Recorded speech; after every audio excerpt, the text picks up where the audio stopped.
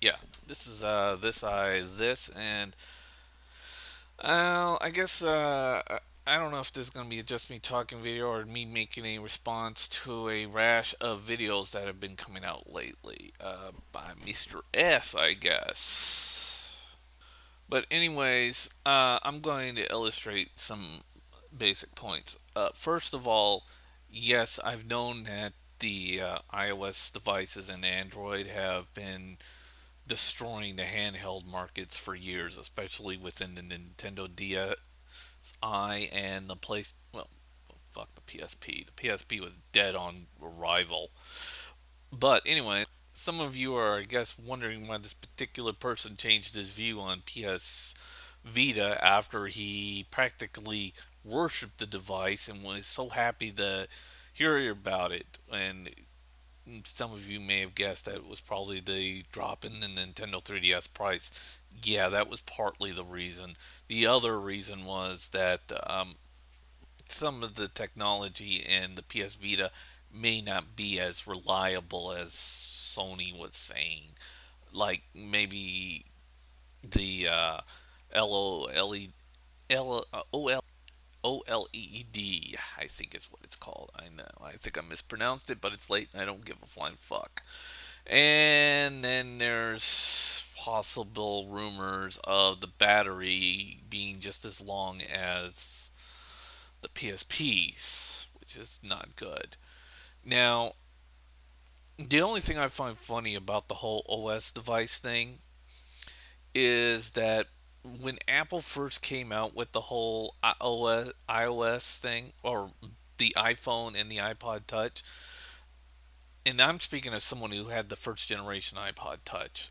First of all, the iPhone and the iPod Touch could only play MP3s. Well, the iPhone could make phone calls back and forth, maps, and then I think the YouTube was added later, and all this other stuff. But it didn't. You couldn't play any games or have any other type of apps unless you jailbroke it.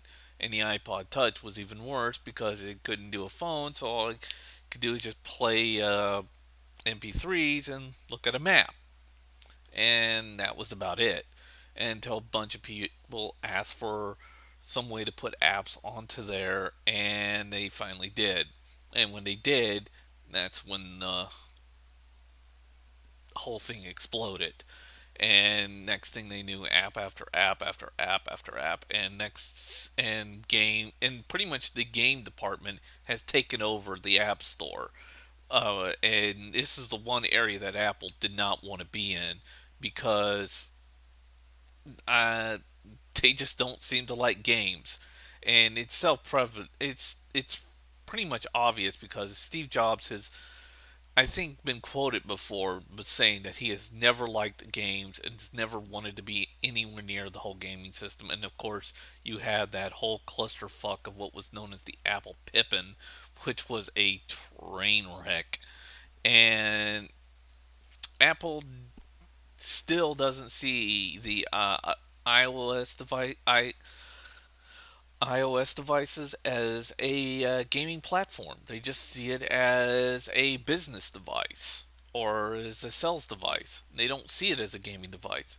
Now and the thing about that whole Game Center thing was Game Center was Apple was forced to put Game Center on there because of Open Fight or whatever was basically taking up the cells of what Apple you should have been able to control from the very start, but didn't want to.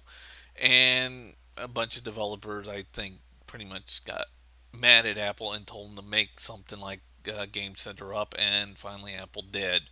And basically, Apple was pushed into Game Center, and all you have to do is just look at the iOS or the first iPod Touch and see how it ran. I mean, there wasn't much you could do with the damn thing. And what I find funny about the whole thing about iPhone and Androids, running around with MP3s, ever since applications like Pandora have come out and you're able to stream MP3s over, this has really hurt I mean, it's not hurting yet, but it's slowly becoming more and more uh, noticeable within the iTunes. Is that MP3s are being sold less and less and less and less. There, it's been a decline because of applications like Pandora and other MP3 streaming sites that you can do. Is just stream MP3s onto your iOS devices or on your computer, cheap and easy. And yeah, basically meaning this is why there's been such a slow degradation into iTunes, and possibly why Apple will come up with their own little app store for PCs and Mac for iOS devices, because the iOS has kind of is slowly killing the MP3 stores, and it's not really noticeable right now, but in the future it's going to be more and more noticeable. Basically, the one thing that excelled and created the iPhone and the iPod Touch and now the iPad is slowly killing. It's slowly killing what it came from. So that's kind of funny. And the reason why I bought a 3DS and the reason why I still enjoy it is because, how can I put this? I'm the type of person who just likes to play on anything. And I don't really care if it's a failure or not. I mean, I like most handheld devices. It's why I would like to get an Android. And I'm planning on trying to get a PS Vita. And of course, the one thing about the Android is I don't want it to be a phone because I just don't like the whole idea of this smartphones doing everything. It never appealed to me, and I just don't give a rat's ass about it. And which is funny because the person who's been making these videos and saying, that they all want all their devices to be all in one and all that, and and that's why Apple's appealing to me, is handing out a device that's not a phone, but yet you can do all that. And it's called an iPod Touch. And Apple is not planning on killing it. I wonder why. And what's even more funnier is the reason why Apple's sales have been skyrocketing over Android is that Apple's little trick, if you might want to say, is, I mean, at first, you could get the individual sales of iPhone and iPod Touch, but now the iPads, all the different versions of iPad, and all the two different versions of iPhone, and of course the one version of iPod Touch, all are under one cell market. So it's all just under the iOS cell mark, and Apple puts that out as as how well it's selling. Instead of saying, "Oh, well, this device is selling better than this device," they're just saying they're just cramming it all into one sales report, and that's how they're having gigantic numbers for all their devices, because all their devices is literally all their devices.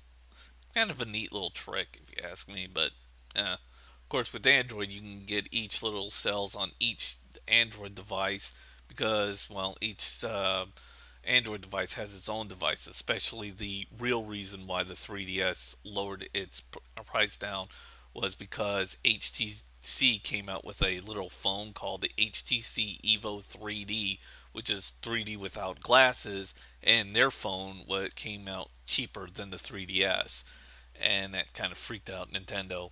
And of course, they're using a capacitive touchscreen on there, as what Nintendo's using is a reactive touchscreen. And both touchscreens are now been redefined and redone.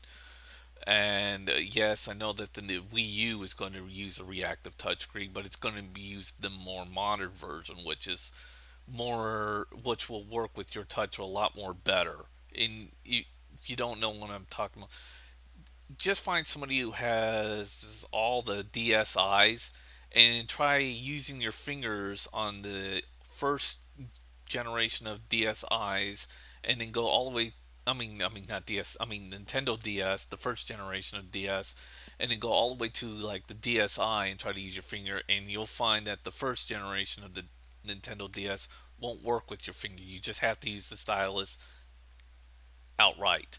But if you know somebody who has the DSi, you'll notice that it works with their touch. Oh yeah, and also that the iPod Touch now finally comes with a phone. Not phone. I meant camera, two cameras, in fact. But it's not like that other fad. I mean, yes, 3D is a fad, and unfortunately, it's been growing into the theaters more and more and more. And it's not like that other fad that's in your living room that Mr. S seems to love more than life itself, the connects, But yeah, it's a fad too.